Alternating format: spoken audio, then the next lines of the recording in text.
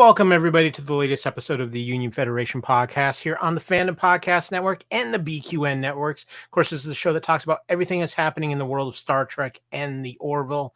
And as we continue on, it is our last ride of Discovery as we are in the fifth and final season. And we're getting closer to the end as we are covering this week, EP.07 Erigah. I can never pronounce that word, so forgive me. But luckily, I do have some people with me to help me make some proper pronunciations for this week's episode. So first and foremost, let me introduce our lovely science officer, Queen of the Phasers, Miss Haley Stoddard. Hello, I am armed and ready and fabulous. And because I have to be. So glad you are, and you are fabulous. But also joining us, she is the holographic captain, ship's counselor. She might know a thing or two about counseling and beta Z and things like that. And just, she always has the best Romulan ale. It is, of course, the spectacular Amy Nelson. Hello. And finally, we have a full crew complement this week because finally back from sabbatical. He was hanging upside down a lot. He was down under. I don't know how that all works and things like that. There's time travel. I mean, the trip he took covers everything that's happened in every season of Discovery, basically. Back from the land down under after spending time with, of course, the lovely Erin, his beautiful wife, the one and only co-founder of the Fandom Podcast Network, my brother from another mother, top-notch security officer, Kevin Reitzel. Top notch. I don't know about that. And I apologize, Amy, for letting that weird Betazoid gift box get to you. There was some funny stuff in there. I'm sorry. Yeah. Well, Kevin, just first and foremost, so you properly know, as being gone as long as sabbatical, we saved the P corner cleaning for you this week. Mm-hmm. Oh, I was looking forward to that. Nothing like 14 and a half hours on a plane, get ready to get off and clean that P corner. Yes. Highlight of the week, but you know what? We've got a great show for you this week as we are continuing our Star Trek Discovery breakdown. It's going to be a lot of fun, guys. Before we get started with any of that, though, Kevin, you have been gone. What we know you did a little Discovery rewatch catch up here when you got back. So my question for you is this: where are you at now with Discovery now that we are into this season and you are caught up? Yes. So I didn't have time to watch it when I was in Melbourne, Australia. Because obviously my wife and I have stuff that we watch together, the TWs, the together watches, and we went out a lot too and saw movies and did some marathons, and it was a lot of fun. One of the highlights was seeing Terminator, the original Terminator, on a big screen to a live orchestra. And if you know the familiar music of Terminator, it's pretty intense, and it was great because you hear that dum. It's like the Terminator theme, and it was great. There's these gigantic drums and these girls that were just banging it along with the rest of the group. So no time to watch Star Trek Discovery, so I had to wait till I got back, and I did catch up a couple days ago. I did a little marathon. And I think the last one, of course, if I remember, it was the first one I started was Face the Strange. I did that one to get caught up there. And then, of course, there was Mirrors, Whistle Speak, and then, of course, the new one, Erigah, if I'm pronouncing that right. And it overall, I think the Mirrors episode was probably one of my favorites. The Face the Strange, though, I really liked the time loop thing, Kyle. And as you know, on Culture Clash, we've been covering time travel movies, and it was nice to kind of get this time loop thing going on, and seeing different parts of what was happening on the ship during certain eras of what we've seen in previous seasons. And I thought there was a really nice moment between Stamets and I'm forgetting the new first officer's name. Anybody? Rayner. Thank you, Rayner. There was a really good moment between those two where Rayner's, trying to understand the crew a little bit. And I kind of choked up a little bit because, they were there for each other. But I thought it was kind of funny, too, during that episode when they had to convince the past crew members that they were on this important mission.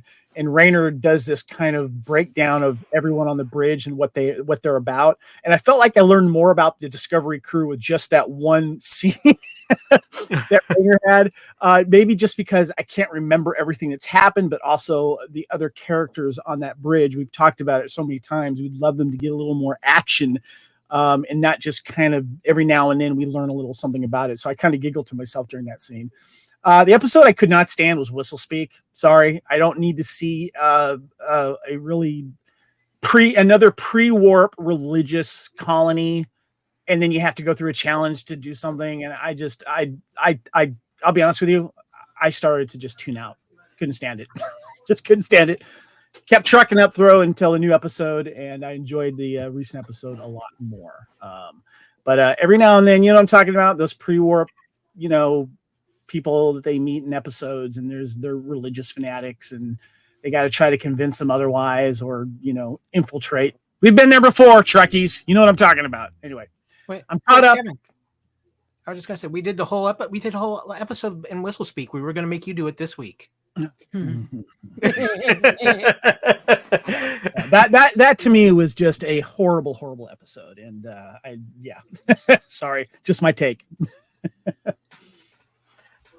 Now that we are caught up, it is time to move forward and talk about the latest episode of Star Trek Discovery. And this one, I think it took a little bit of a level up. So with that, spoiler alerts abound.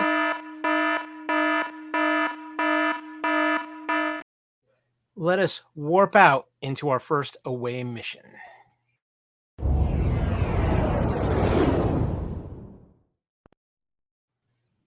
Okay, guys, away mission number 1 for the latest episode of Star Trek Discovery, Erigah. Blood debt, blood. It's lots of blood. It's a little creepy, but Blood oath. Yep, blood oath. There we go. But we can't get into it if we don't talk about the episode. I have the Admiral's Log episode synopsis here. I'm just going to ask the crew who is up for volunteering for the episode. I'll do it. Kevin, you've been away. I think your vocal cords well rested. So go for it, my friend.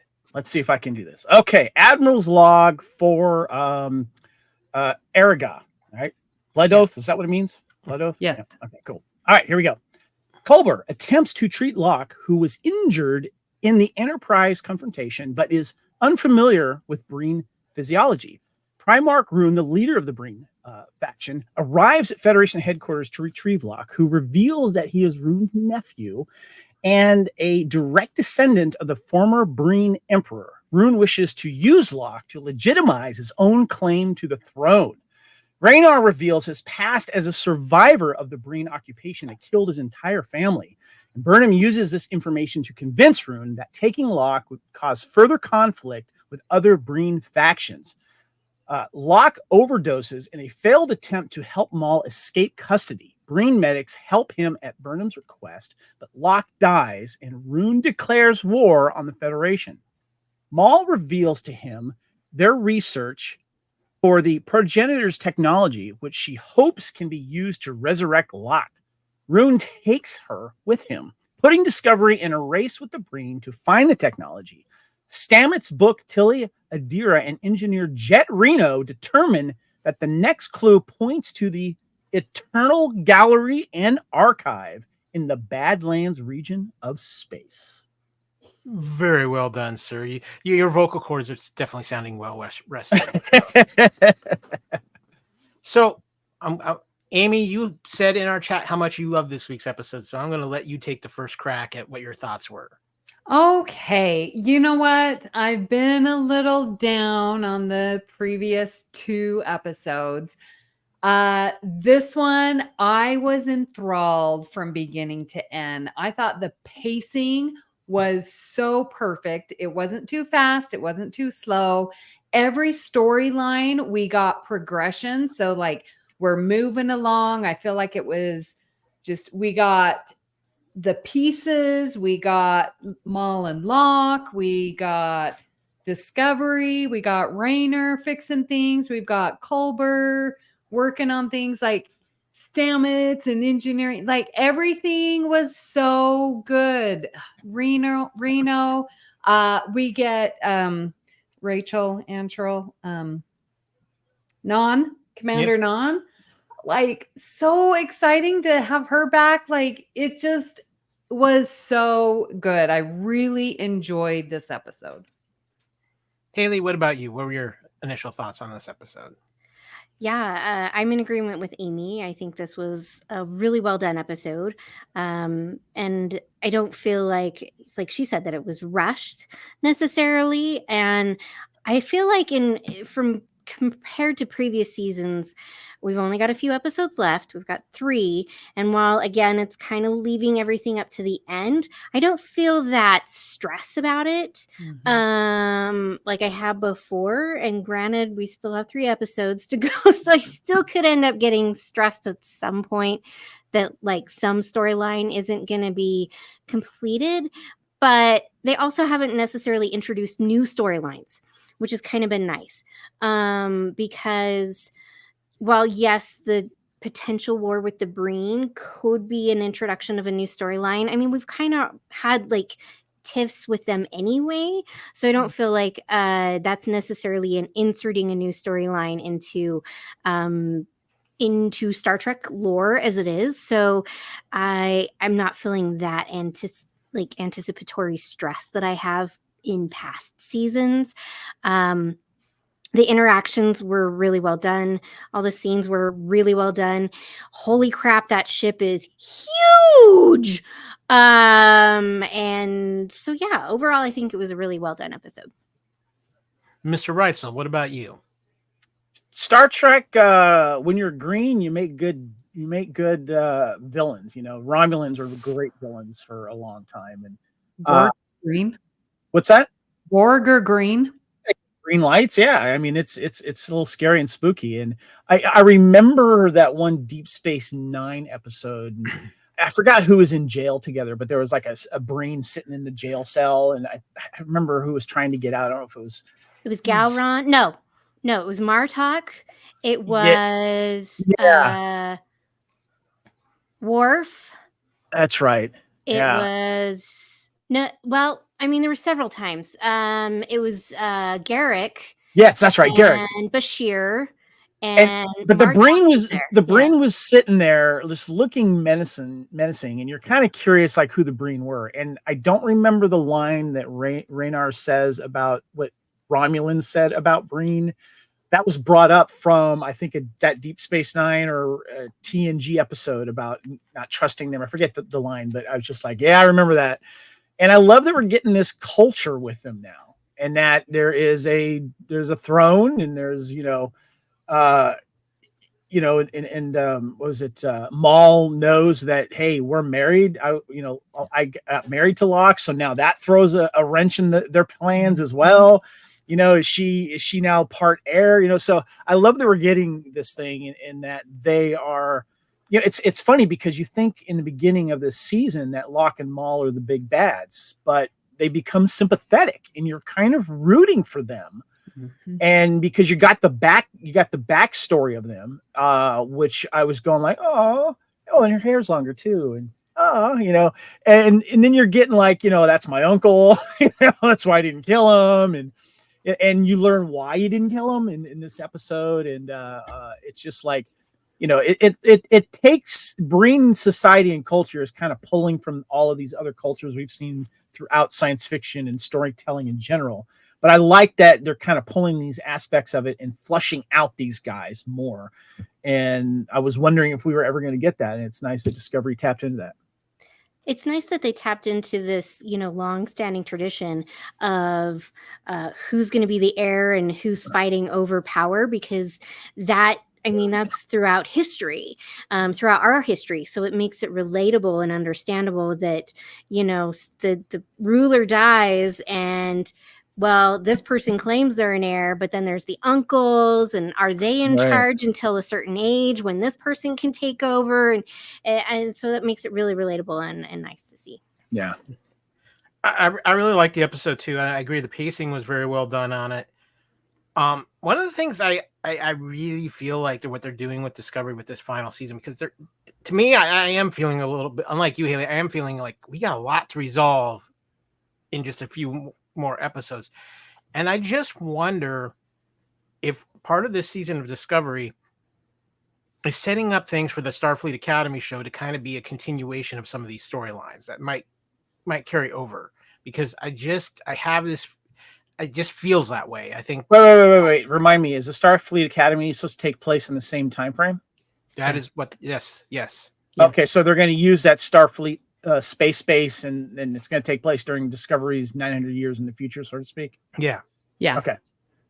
Yeah, because That's Tilly's there. Yeah. Okay. And Gotcha. probably Admiral Vance. Yeah. At least Amy hopes. I'd like to borrow Admiral Vance for a couple of months shooting on the new Highlander film, if that's possible. I need a Ramirez, and he's my first choice.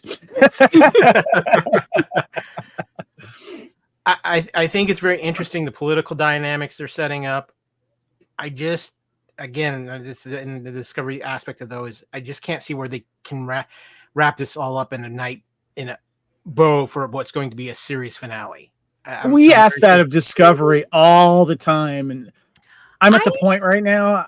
I don't know. I don't care. I'm just gonna want to see how it ends. No, I really feel that this season is different. I feel like we are in a really good spot. We have one more piece of the puzzle to figure out. All we need is Locke Maul to resolve that.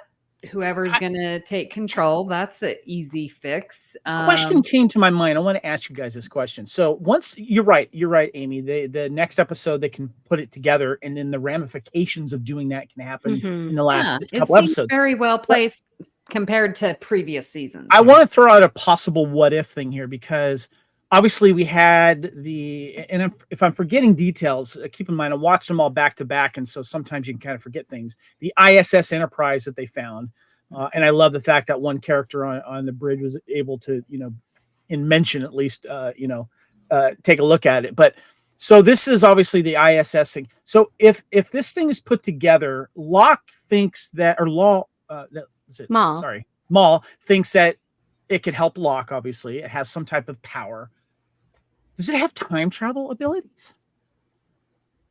I think it has basically whatever abilities it needs. Dimensional shifting. I mean, alternate reality. We're talking about basically things that create life. So who knows what? I mean, could Discovery use it to? They want to go back to their time frame. I mean, questions started coming up on this. How powerful this thing is. And why this guy split it up because if it's, little, it's not Horgon or anything, but, it's just like, I have questions on this thing now, and I'm kind of curious to see what they're going to do with it. I think that's one of the big questions. And I have one more quick question for you guys, because I'm starting to notice it for me. I am really missing Saru. Mm-hmm. I was really hoping we'd get him back in this week's episode. Why are they writing him off for a few episodes? Is the actor not available? Doug Jones' availability, because they weren't a lot of times they were filming this, they weren't sure if it was the final season or not. Right.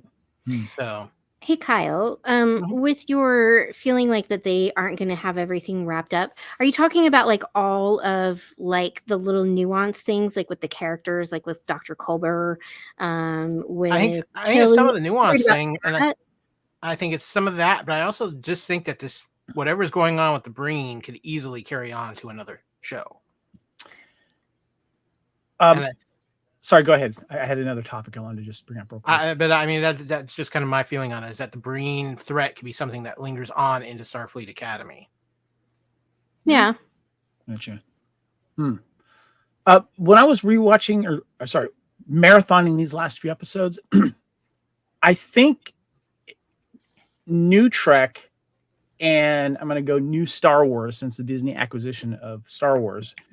One of my big complaints with the acquisition of Star Wars is they don't do romance anymore. There's no romance in Star Wars.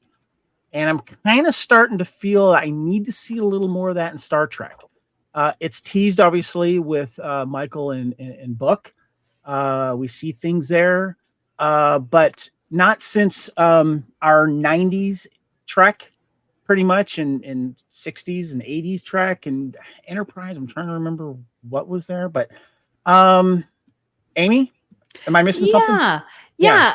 Help me out here. Saru and Tarina, Book and Burnham, Maul and Locke. Not Culber seeing and Stamets. enough affection with actual making out and kissing and doing that type of thing. It's too family, ABC Family Night G. Okay. Oh, well, when Culber I mean, asked- I'm sorry. We grew up with Riker.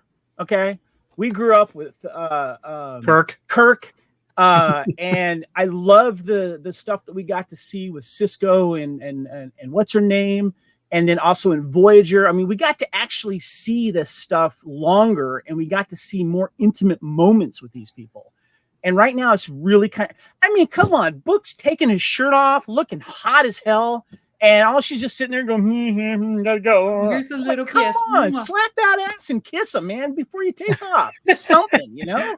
I am missing major romance in Star Trek. And I think honestly that part of that is because of the shorter seasons. They don't have as much time to develop those things as much. So I think part of it is Kevin's spending a lot of time with his wife. There you go. There you go. It was before my trip, but I'm, it's like with Star Wars too. There's no romance in Star Wars at all anymore. And it's I don't know if it's just a sign of the times and because of the shorter episodes and stuff like that, but it's something I want to see in Star Trek more. I want to see a little more romance and show the affection a lot more. I don't show suggestions anymore and little taps on the hands and little pecks on the cheek. Come on, show your love. Let's go, Trek. No, I agree with you. And I think just because it's sci-fi doesn't mean that we don't have drama, that we don't have these interpersonal relationships, these,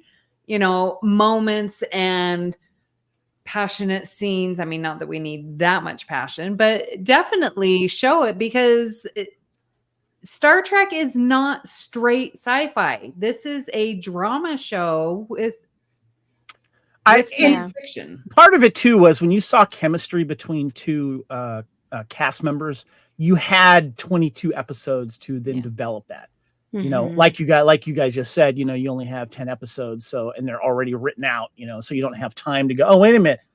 Maybe we should have had those people kiss or hang out a little bit more. I don't have time to do that anymore. But anyway, still a pet peeve of mine. Well, with that, as Kevin just writes the next Hallmark Star Trek film. Those end up in a dry kiss, not the same. Yeah. We're going to transport into a little Star Trek trivia.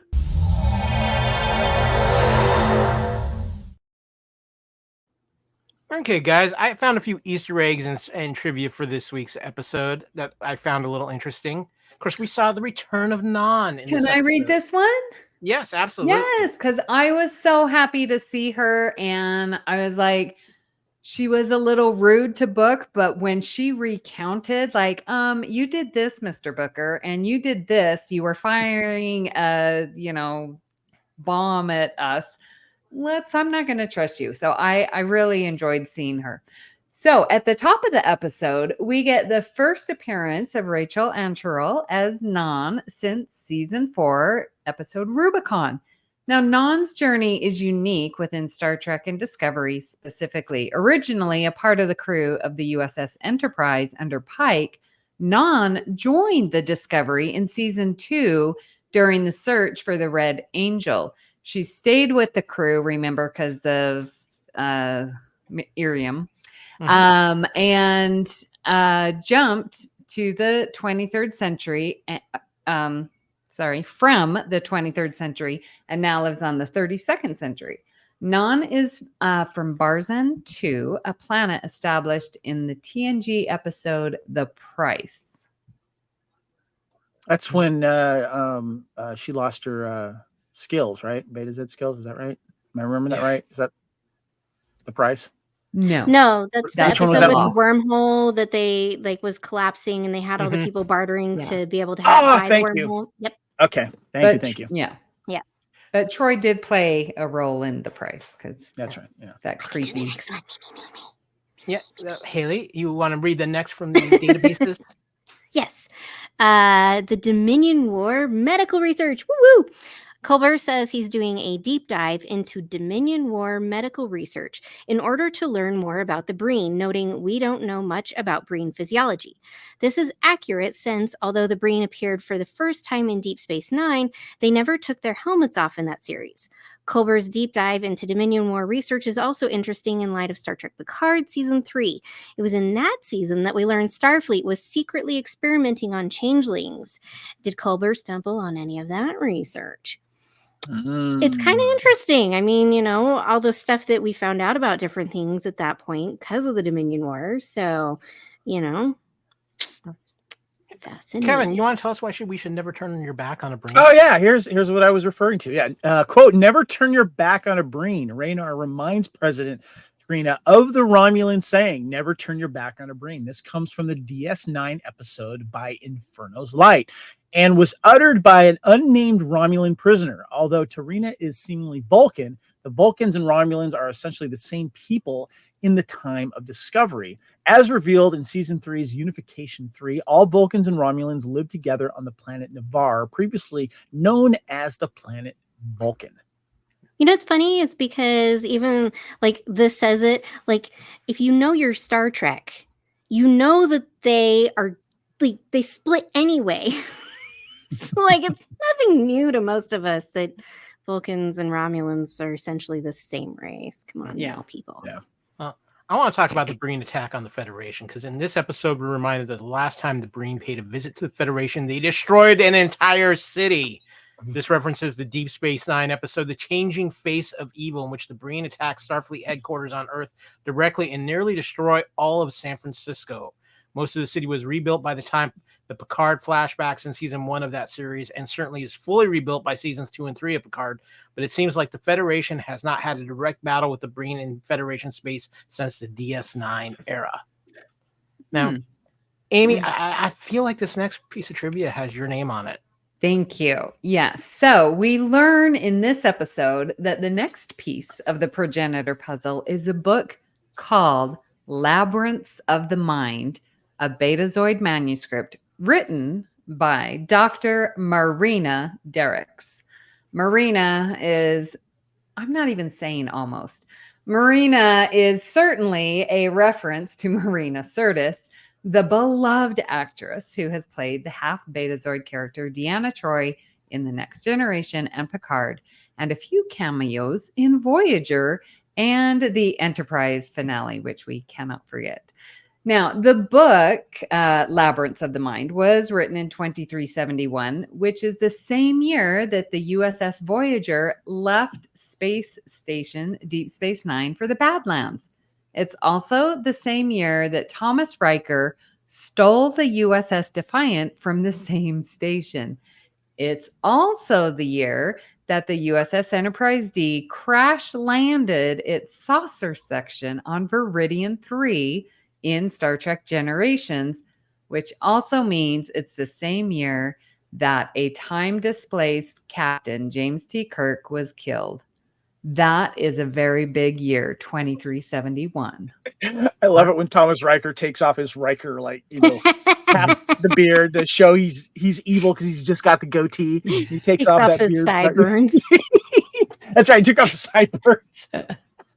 Well, and last but not least, we got to have a little fun here because we're talking Seven of Limes. Reno mentions a cocktail, Seven of Limes. This can only be a reference to Seven of Nine, the former Borg drone turned Fenris Ranger and Starfleet captain. Because Discovery is set several centuries beyond Picard season 3, we can only assume that Reno and the crew now have knowledge of events well beyond the early 2400s. Kevin? I'd like to say something about Janet Reno. We were talking about this before we got on mic, and I just want to throw it out there that I think Janet Reno deserves her own show, and she's been displaced before. I love the fact we learned a little bit more about what she's done, even bartending. And I think it would be great if somehow she were to time travel back to either where she came from, or in my I would love to see her post Picard TNG era. Can you imagine her there? Kevin, maybe even hanging out with 7 of 9, doing, having a little stint on the new Enterprise or something. I don't know. I need more Janet Reno. She is my favorite character on Star Trek Discovery. Okay, Kevin. Just want to say that as interesting as it would be with Janet Reno, I think it's even more interesting with Jet Reno. Did I say Janet? Yeah. That reminds me of the Saturday Night Live Janet Reno dance thing that Will Ferrell did. Yes. Jet Reno. Now I'm picturing Janet Reno in Rocky Horror Picture Show. I know, right? We are the weirdest ship in the fleet, ladies and gentlemen. I need the Jet Reno dance hour. That's what I need. think I'm the only one that's actually got any alcohol, and I'm completely fine. Okay, guys, let's get into our topics, our main topics for this away mission, and our main topics for the show. And guys, first and foremost, let's start off with the Breen. Are they the new Borg? Are they the new big threat to the Federation that could become a major threat throughout Star Trek? A lot of people have been asking this in social media. That's why I bring it up on the show. What do you guys think about what the Breen could possibly be? Are they the next big villain? Amy? You're shaking your head. No, I don't think so. And I think Discovery finally is like dialed things back. The Breen is not going to be the big baggie, in part because they're already factioned. Like they're, Starfleet is able to pit one faction against the others. So the fact that they're not united and coming for the Federation, no, they're still got their little tiffs. So they are a foe, they are an enemy, but they're not the big super. I mean, yes, we can have stuff further down the line, but I'm glad they're not the hyperbole, sort of how the Borg was that was going to destroy everything. We don't need that. We need a good enemy. This is a good enemy. Haley?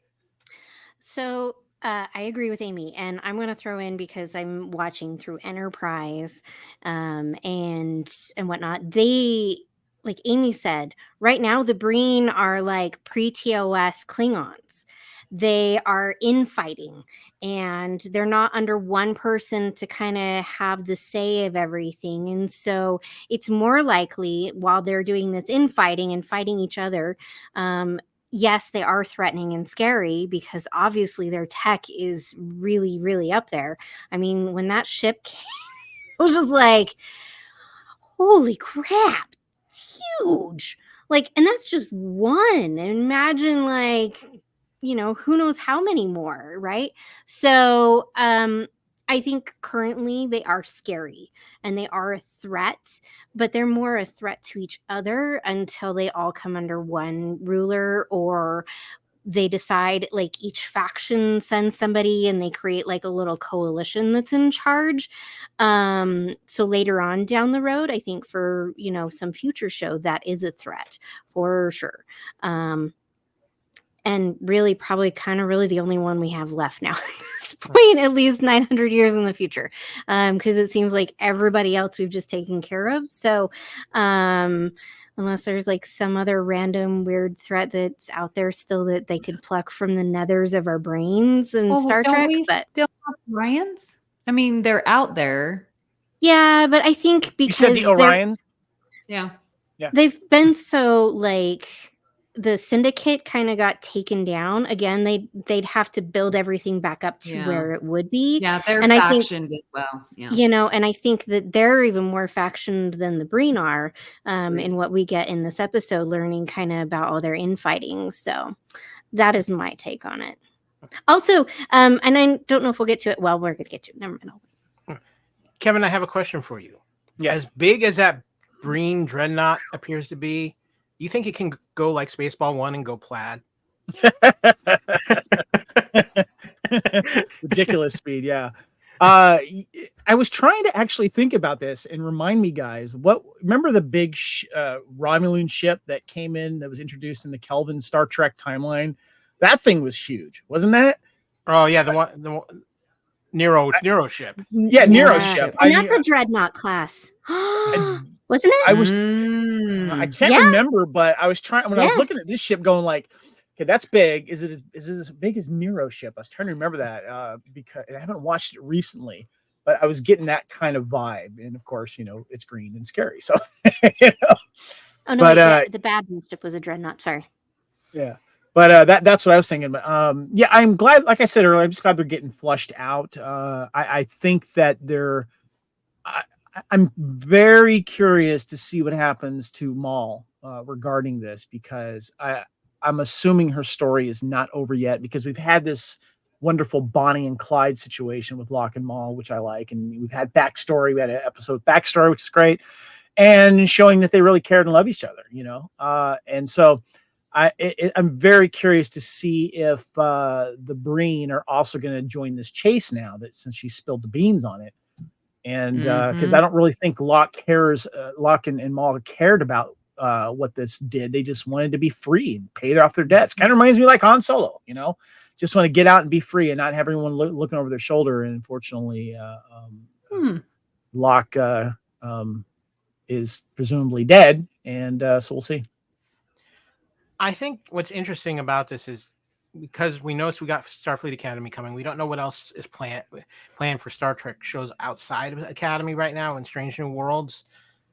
So I think the Breen could be just as interesting a villain. I put them at like the Cardassian kind of level, where they have that potential to be really interesting because of their own political infighting, and because this isn't anywhere near as strong as a Federation now as it once was, as it's trying to grow itself.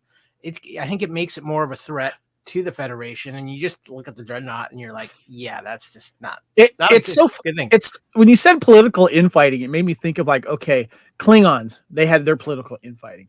Cardassians, political infighting. Romulans, no political infighting. They just kill each other too quickly and then take over. But that's still considered political infighting. The Tal Shiar. Yeah. So.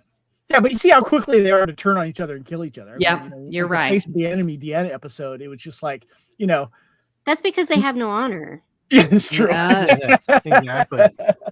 Except for that one in Star Trek movie played by Dina. What's her name? Dina Meyer. Yes, in Nemesis.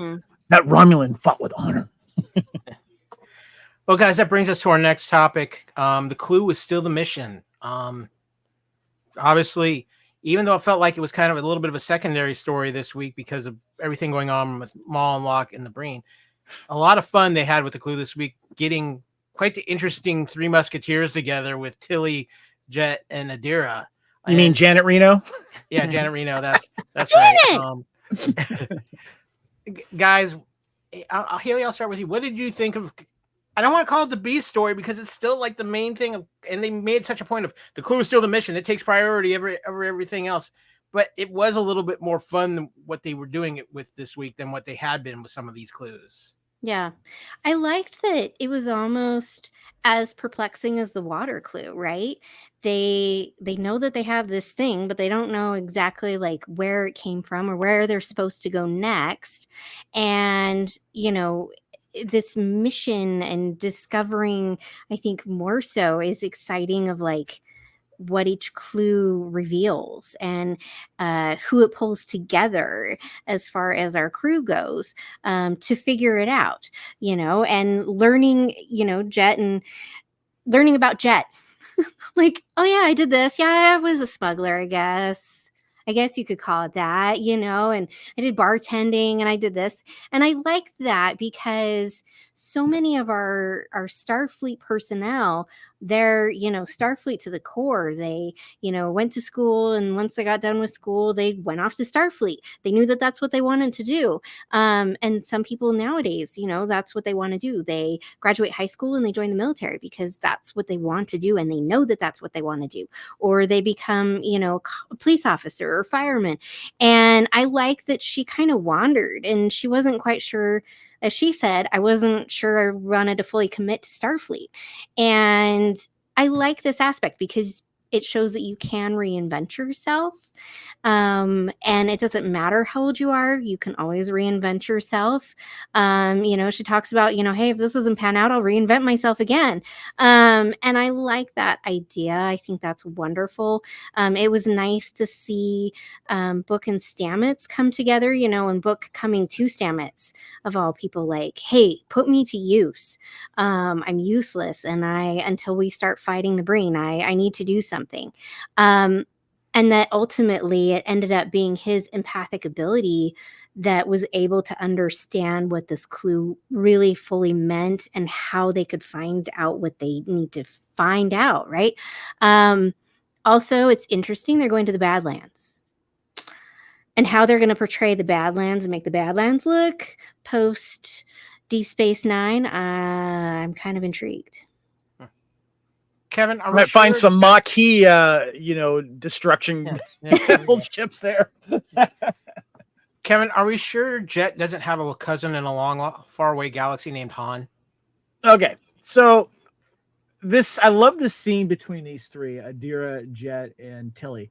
But I'm sorry, I'm gonna have to defend Jet here. Okay, she basically says what's up and tells them what's going on, and mentions the library card, mentions this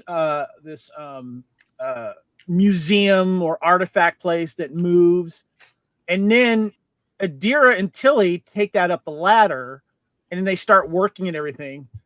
Does Jet get any love to the command? To say, oh, Jet came up with this idea and gave us this lead.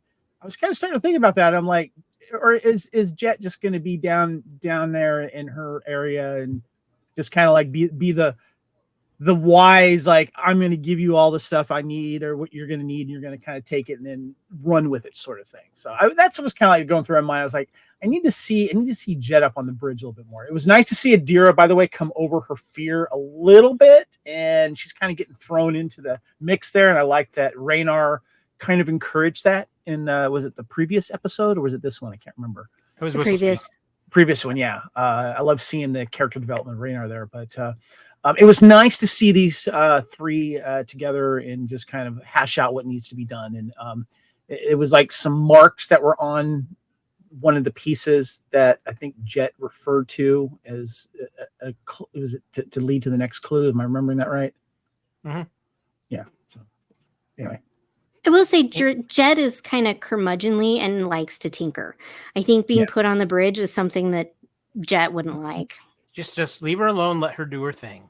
Yeah. Unless she had some chips, So. Yeah. Or some limes. But Amy, what about you? What do you think of this aspect? Yeah, just to go off, Kevin, what you were saying, you said really a lot of good things. I like Jet Reno. She reminds me a lot of like Miles O'Brien, because Miles was always doing something somewhere. He was walking and going somewhere, and she's like, all right, I've got to do and did all this techno babble, but she's like the busy one.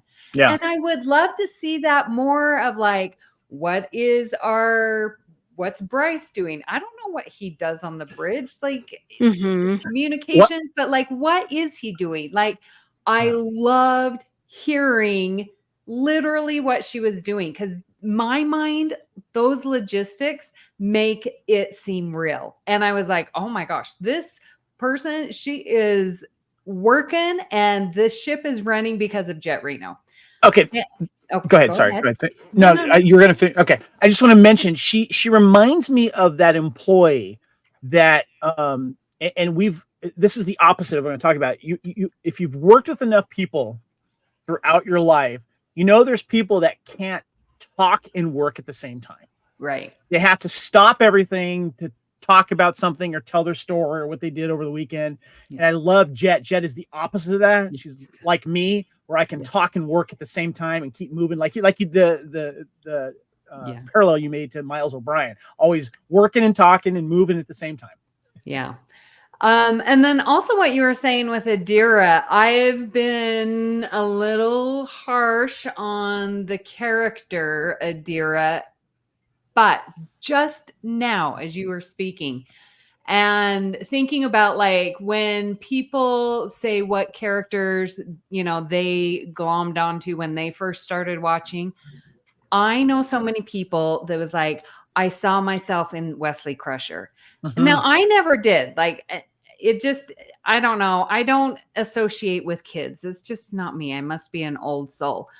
But thinking about Adira's growth in Discovery, all 5 seasons, but specifically this one of being pushed to be on the bridge and, being their own person without gray and, doing more, as Tilly suggests, you can do more and, trust yourself. And I'm sure that Adira has been that beacon of, I can recognize myself in them as that younger aged, and so I'm going to just say, you know what, Adira is good for the show. I know that they are.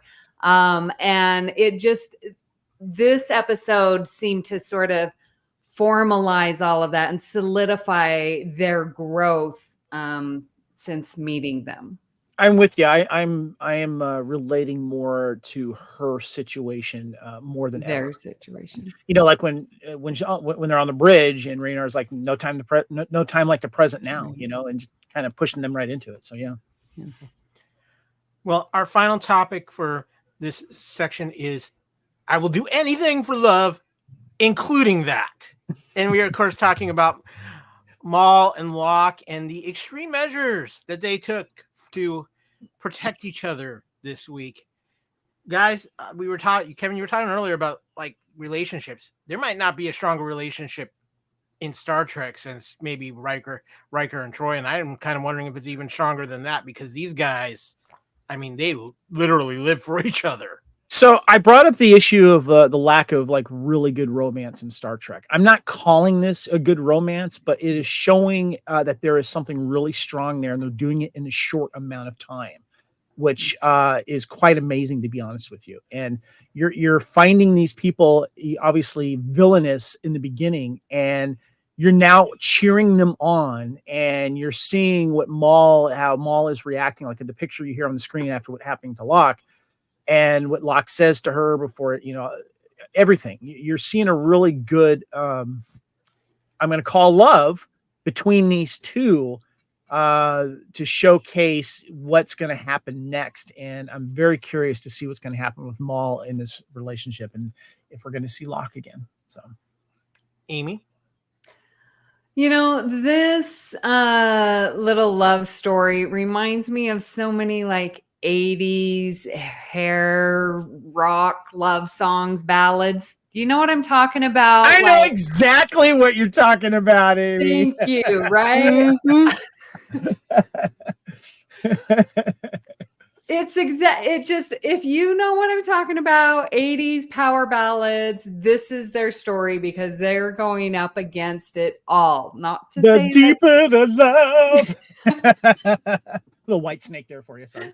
Oh my gosh, there's like so many songs. I've got one going through my mind. I will do anything. Thank you. But I won't do that.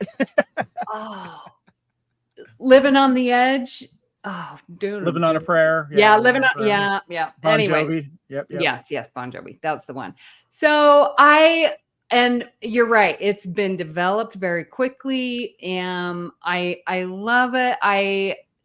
I don't think it's necessarily a healthy relationship, but it is definitely true. And when Mal at the end just spewed information, oh my gosh, that threw me. I was completely surprised because in my mind, I'm thinking, oh, well, she'll come around and work with Book and Burnham. And no, that I shocked. So I applaud the writers for shocking me and spinning that and twisting it. And I am very intrigued to see what are they going to do with her. Like, I knew their love was good, but when she's like showing that they're married, ooh, that it just, took it to a whole nother level. I rewatched the scene when they do the flashback and she's making the deal and he's part of the deal. And she sees something in him, like, okay, I'm going to be able to manipulate this guy. But I think she starts to fall for him when he's like going to like handcuff her. And then like the Breen walk by and then like he doesn't do what he's supposed to do, and she kind of goes, "Oh, and smart too," or something like that. Yes, I'm kind of, yes. if I'm remembering correctly, that's when she goes, "Wow, I think I actually like this guy now." There's just certain you see it in movies, you see it in videos where there's just something that happens, and like, okay, maybe I wasn't supposed to like this guy, but this woman, and they do something, and you're like, okay, I'm kind of hot for them now. Mhm. What about you, Haley? What do you think of their relationship? It's interesting because I did think, like this was definitely something she's been on her own. She's used to doing what she needs to do to survive, being, this courier, so to speak. And so at the end, to see that, she and him, they both really do have these strong feelings for each other, is really lovely to see.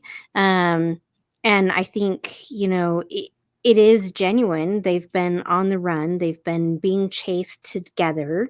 But it's this, like you said, Amy, what is going to happen? They are not going to accept her because she's not Brain. And what's going to happen to her? I definitely, when Book comes down and meets them at sick bay right there when they're going to transport him aboard, and he's like, let me talk to her, and I'm like, oh please, bruh, no, dude, like she ain't going to talk to you. Like, Nan brings it up, she was going to blow you up. Oh, I was getting through to her, and I'm like, no you weren't.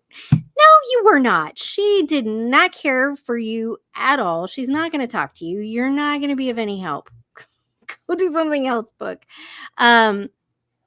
Like the fact that I wasn't surprised that she, was like, I will go with you guys.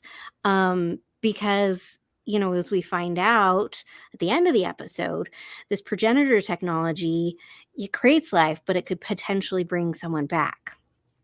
Now, this throws them the whole conundrum of, is it really them if you bring them back? Because, we all know from many other things, well, it's not really them that's coming back. It's a form of them, but it's a different form of them. And, anyway. And so it's kind of not surprising because I think she's still very angry. I think there's some anger there that, not necessarily towards Starfleet, but towards people who actually want to help. And whatever that is for her, I don't know. But she's definitely slow to trust. I think that she looks at the situation that she could potentially manipulate the Breen into what she wants because she's had past dealings with them as a courier. So I think there's that aspect of that relationship there. I was upset that she said, hey, like, I know where to go, blah, blah, blah. And I don't know necessarily if all these puzzle pieces they've been putting together are needed or if that just helps them. I don't know. Anyway, but it's definitely going to make it very, very interesting to see what happens at the end. I don't think that they would leave it that Locke stays dead, though. I think that's going to be tying in this stuff that's been going on with Culber too, and some of the things he's been dealing with the season. So I'll be curious to see how that plays out. Mm-hmm. So I think that's going to be very interesting. But you know what, guys? We're actually going to be talking a little bit more about Maul and Locke as we teleport into our next away mission.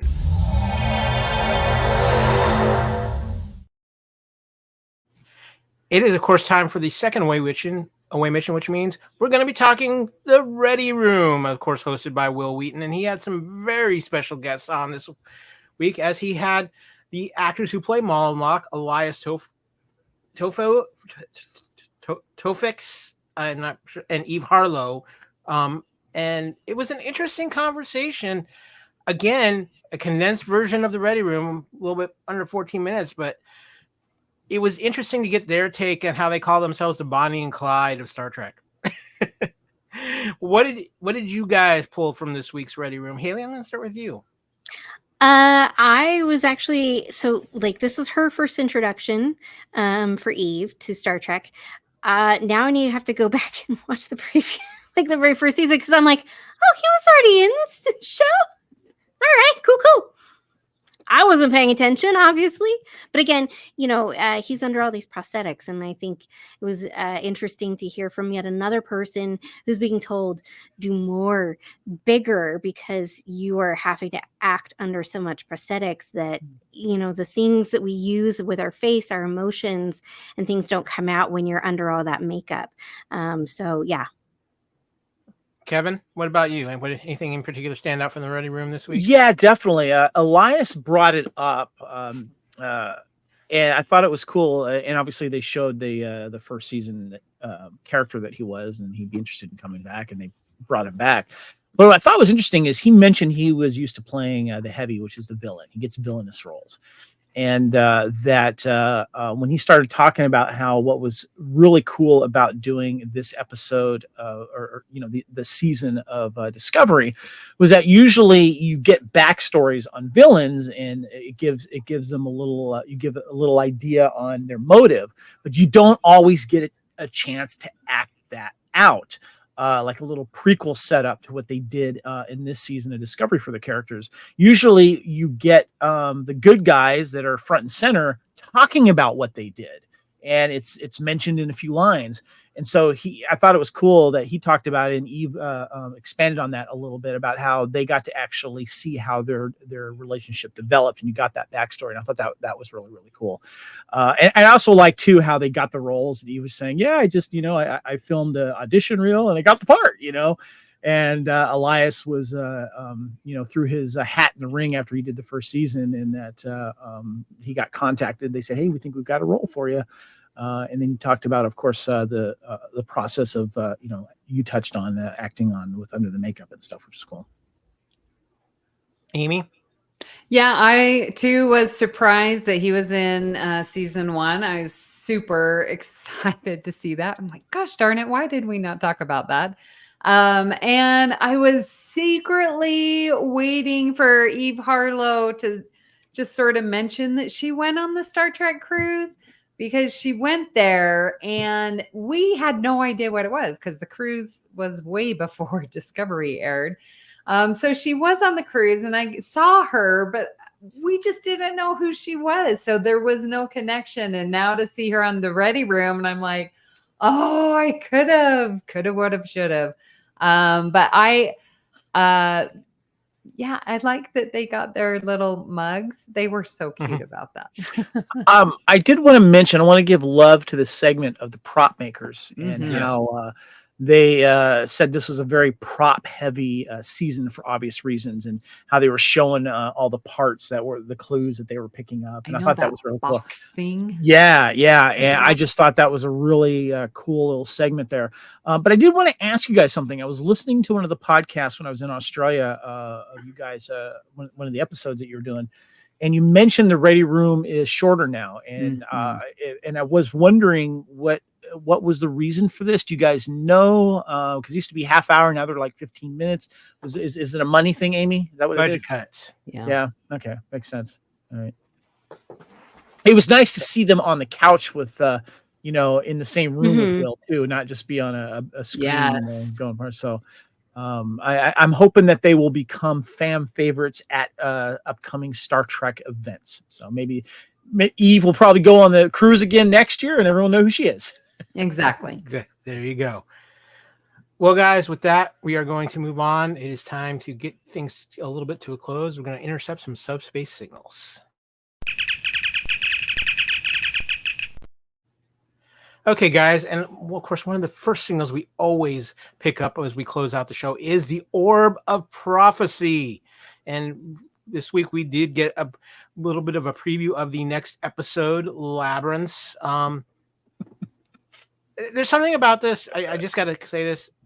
You feel like she looks too friendly. She might actually be like the librarian from hell. It reminded me a little bit of Arsenal of Freedom from TNG, with the weapons that they were trying to sell on that planet, and there was that automated thing. And then I started thinking about it'd be really funny. In the back of my mind, I was thinking, whatever this place of artifacts is, do they have a wing of try not to be a Kivas Faggio? Now, I just want to point out in this one picture picture I have up for those of you watching on our YouTube channel. We talked about this a couple weeks ago when they talked about the costuming. You can really see the detail in that Breen costume here. Yeah. Oh yeah, like when you had that picture of Maul leaning over Locke's dead body, and like the green stripes in his uniform that's on the diagonal to highlight the Breen. Attention to detail. Yeah, very much so. And Burnham looks good in the library. What can we say? So, hold on. I think if you look closely at that picture, I think I see D&D book there. I think, yeah, there is. Yeah. I see a couple Guinness Book of World Records. There might be a couple books on the littles in there. Yeah. Maybe a David Mack and Dayton Ward books. So I thought I was very interested because remember in season 3, we had the seed ship that was taking, and had seeds to preserve them. And we're getting the same thing. Now, instead of seeds, we've got books and literature, and it's being accumulated and is out there and just floating around. I think it's pretty awesome. And I like the conservation tone that Discovery keeps bringing. Yeah, no, I agree with you there. I think that's a great point, Amy. But as we wind down this episode too, the Orb Prophecy just wants to remind us that, we do have Starfleet Academy coming, which has been a big topic of conversation this season with Discovery. It's the Section 31 film, which is, I believe I have read is wrapped filming. So looking forward to seeing what that could be. Lower Decks going to hit its final season later on. And of course, returning in 2025, the 3rd season of Strange New Worlds, which, yes, we are incredibly excited about. We got a 2nd season of Star Trek Prodigy sometime on Netflix. And you never know, is there still a legacy in the works, or what is going on with Trek? It's an interesting time as other rumors of what might happen to Paramount are kind of taking control of that situation, which we are watching that closely to when we have a little bit more confirmation of things before we go full deep dive into that. But you have been listening to the Union Federation podcast here exclusively on the Fandom Podcast Network and the BQN networks. We are so thankful for all you listeners. And of course, with the Fandom Podcast Network, you can find all things going on in fandom. Of course, that's where Kevin and I kind of hang out. And Kevin, where can people find you on social media? You can find me on X, Instagram, Threads, Letterboxd at Spartan_Phoenix. And of course, you can find me in the Union Federation Facebook group. And I'm also on Facebook as well. So, yeah. And Haley, where can people find you on social media? You can find me on Instagram and Blue Sky. I like that I'm the only one in this group that's on Blue Sky. At Trekkie01D. Of course, you can find me, Kyle, on Twitter/X at AKyleW. You can also find me on Discord at AKyleW. I'm on Discord too. Sorry, I forgot to mention that. Yeah. You can find me on Instagram and Threads at AKyleFandom, and you can find me on Letterboxd at KSport16. And of course, too, we have the BQN network, and we have the queen of the BQN assimilating everything out there. What is going on with BQN, and where can people find you on social media? Aim. Well, you can find us on BQN at BQN Podcasts pretty much everywhere. Twitter, Blue Sky, Instagram. I'm falling back from social media, but Discord, it's my new favorite place. So find me there, Amy Nelson 522. There you go. Amy, I guess got to bring up real quick too. You guys are doing something with BQN with books too? Are you starting your own library? Well, yes. Labyrinths of the Mind is our first book. No, we have Peter from, he's done the online book club on Twitter or X, and he's doing a complimentary podcast to go with that. So he's still continuing the online discussion. But then's going to have a podcast. And he's brought that on to BQN. So we're very happy to be adding beta canon to our canon over at BQN. And of course, too, this has been the Union Federation podcast covering all things this final season of Star Trek Discovery. You can find the Union Federation podcast on the Fandom Podcast Network's YouTube channel. Give us a like, give us a subscribe, give us a share. You can see the video of this podcast. If you want to listen to the audio, you can find it on all the major feed providers out there, whether it's Podbean at fpnet.podbean.com, which is our home of our master feed on here at the Fandom Podcast Network, or Spotify, iTunes, all your major podcast catchers out there. You can find the Union Federation podcast. And of course, too, we have just finished talking about Star Trek Discovery Season 5, Episode 7, Erigah.